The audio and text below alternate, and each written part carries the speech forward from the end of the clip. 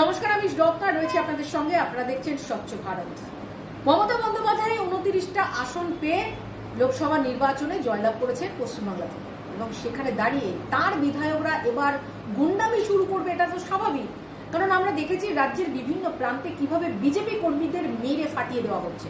সেখানে দাঁড়িয়ে অভিনেতা এবং চণ্ডীপুরের বিধায়ক, তৃণমূল কংগ্রেসের নেতা সোহাম, তিনি যে একটু ছোটখাটো গুন্ডামি করবে সেটা আর বলার অপেক্ষা রাখে না। এবং তিনি আজ যেভাবে কলকাতা ডিলাইটের মালিক, রেস্তোরাঁর মালিক, তাকে আনিজুল আলম তার নাম, সেই ব্যক্তিকে মারলেন, মেরে চোখের নিচে একেবারে ফুলিয়ে দিলেন, কালছিটে দাগ ফেলে দিলেন। সেটা প্রথমে আপনারা দেখুন তিনি কিভাবে তাকে মারলেন, তারপর সোহাম তিনি কি বক্তব্য রাখলেন এবং তিনি কি বোঝাতে চাইলেন মানুষকে, এবং তারপর আপনারা দেখুন যে আনিজুল আলম তিনি কি বক্তব্য রাখলেন, তিনি কি মারাত্মক অভিযোগ করলেন পুলিশের বিরুদ্ধে। তারপর আমি আসছি।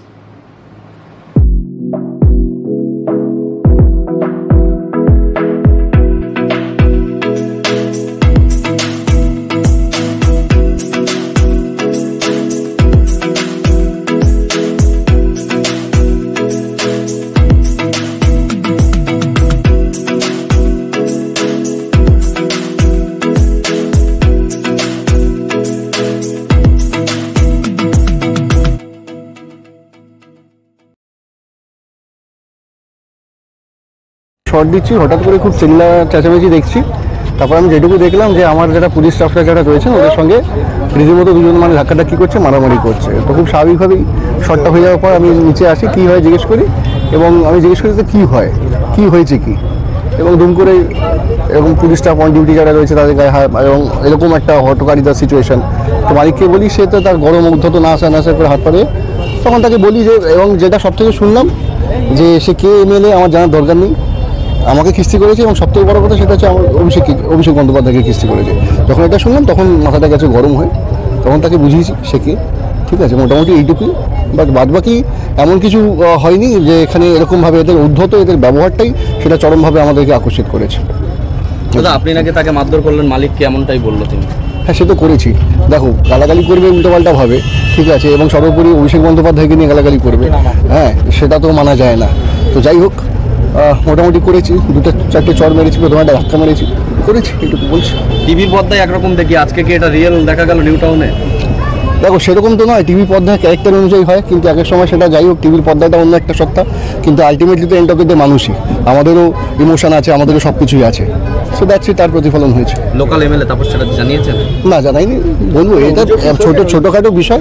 লোকাল থানায় জানিয়েছি, অফিসাররা এসেছিলেন, ও তাদেরকে নিয়ে গিয়ে তারা ইনভেস্টিগেট করবে। পার্সোনাল বডিগার্ড বা সিকিউরিটি ছিল, তারা বলছে আমরা পুলিশ, এখান থেকে একটাও গাড়ি সরবে না। আমি বললাম, বাবু, আমার ব্যবসা বন্ধ হয়ে যাবে, একটা গাড়ি জায়গা দিচ্ছি, তোমরা সরিয়ে নাও। এটা বলতে বলতেই ওদের যে স্টাফরা ছিল, ওদের মধ্যে 7-8 জনের মধ্যে আমাদের স্টাফদের সঙ্গে বতসায় জড়িয়ে পড়ে, এবং আমাদের স্টাফকে গালিগালাজ করতে থাকে, জামার কলার ধরে মারতে থাকে। এমন অবস্থায় আমি সঙ্গে সঙ্গে গিয়ে হাত জোর করে বলেছি, ঝামেলা করো না, এখান থেকে মিটিয়ে নাও, লোকাল থানায় ফোন করো, কেওয়াস মিটিয়ে নাও। বলতে বলতে একজন এসে, ওদের স্টাফদের একজন এসে আমার মুখের কলার ধরে বলছে, জানিস সোহম হচ্ছে অভিষেক ব্যানার্জির বন্ধু। আমি বললাম, দেখুন, হাত জোর করে বলছি, অভিষেকের বন্ধু হোক বা মোদির কেউ হোক, আমি ওইসবে ইনভলভমেন্টে যাচ্ছি না। আমার গেস্ট আসতে অসুবিধা হচ্ছে, একটা পার্কিং সরানোর জন্য আমি বলছি। তো ওদের স্টাফরা বলছে আমরা পুলিশ, একটা কিছু করবো না। দিয়ে ওরা রীতিমতো আমাদের স্টাফদের এক এক করে ধরে ধরে মারতে লাগছে।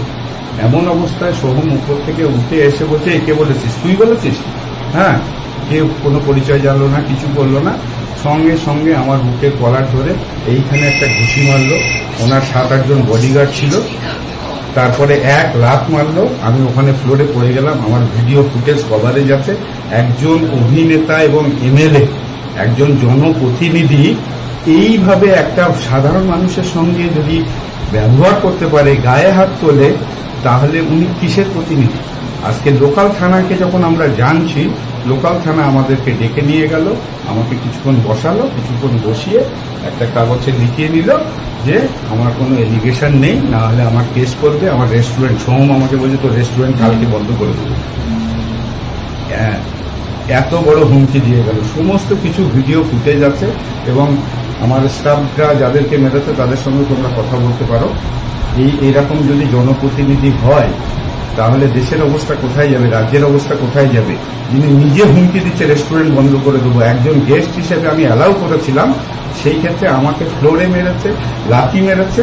আমি একজন এখানকার ওনার হয়ে আমার এইরকম অবস্থা, তার উপরে হুমকি দিচ্ছে।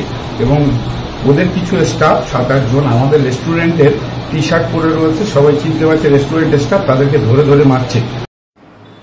সোহাম তিনি একেবারে প্রশাসনের দায়িত্ব নিয়ে বসেছেন, যেখানে অভিষেক বন্দ্যোপাধ্যায়কে তার বক্তব্য অনুযায়ী অভিষেক বন্দ্যোপাধ্যায়কে এই ব্যক্তি কথা বলেছেন, গালাগালি দিয়েছেন। সেখানে দাঁড়িয়ে তিনি পুলিশকে না ডেকে শটাং নিজের হাতে আইন তুলে নিয়ে তাকে মারধর শুরু করে দিলেন। এবং তিনি এই যে বললেন যে তিনি অভিষেক বন্দ্যোপাধ্যায়কে গালাগালি দিয়েছেন সেটা সহ্য করতে পারলেন না। বাংলার মানুষ তো প্রচুর কথা বলেন মমতা বন্দ্যোপাধ্যায়কে এবং অভিষেক বন্দ্যোপাধ্যায়কে নিয়ে। তাহলে কি তার দলের বিধায়করা এবং তারা এভাবে প্রত্যেকটা মানুষকে মেরে মেরে শিক্ষা দেবেন? এটা প্রথম প্রশ্ন আসছে। তারপর এই আনিজুল আলম তিনি দয়া করে এই সোহামকে তার ছাদে শুটিং করার পারমিশন দিয়েছিলেন, আর তার পরিণামে সোহামের কাছে তাকে মার খেতে হলো। এবং সর্বোপরি তিনি যে অভিযোগটা করছেন, পুলিশ তাকে থানায় ডেকে নিয়ে গিয়ে বসিয়ে রেখে তাকে কাগজে লিখিয়ে নিল যে তার কোনো অভিযোগ নেই, এবং সেখানে তাকে হুমকি দেওয়া হচ্ছে তার রেস্তোরাঁ বন্ধ করে দেওয়া হবে, যেখানে তার সমস্ত সিসি ফুটেজ রয়েছে। মানে বোঝাই যাচ্ছে যে পশ্চিমবাংলায় যে অরাজকতা চলছিল তার থেকে এখন দ্বিগুণ পরিমাণে অরাজকতা তৈরি হবে। আর এটাতেই এবার সেই ছোট মেজো মাঝারি লম্বা বেটে যে সমস্ত নেতারা রয়েছে তারা তো ভীষণভাবে উৎসাহিত হবে, কারণ তারা বুঝতে পেরেছেন যে এবার তৃণমূল কংগ্রেসের হয়ে ব্যাট চালাবে পুলিশ, এবং কাউকে কোনো কথা বলতে দেওয়া হবে না, কোনো গণতন্ত্র থাকবে না যেমনটা ছিল। মধ্যখানে একটু ভয় পেয়ে গেছিল, কিন্তু আবার যে যার ফুল ফর্মে নেমে পড়েছে মার্কেটে। এবার গুন্ডাগার্দি করতে হবে, যেখানে দেখা যাচ্ছে যে একেবারে বিধায়ক থেকে শুরু হয়েছে। এরপর কদিন পর আমরা দেখবো এমপিরাও মারপিট করছে। এবং এভাবে দুধেল গাইদের যে মারছে তার পরিপ্রেক্ষিতে মমতা বন্দ্যোপাধ্যায় এবার কি বলবেন? কারণ 30% ভোট নিয়ে তো মমতা বন্দ্যোপাধ্যায় ক্ষমতায় এসছেন, আর এই 30% দুধেল গাইদের ভোট না পেলে তিনি কোথায় তলিয়ে যেতেন তার ঠিক নেই। আর এখানেই যখন তার দুধেল গাইকে এভাবে গায়ে হাত দিল সোহাম, তিনি কি বলবেন সেদিকেই আমাদের নজর থাকবে। আজ এই পর্যন্ত, সঙ্গে থাকুন, নমস্কার।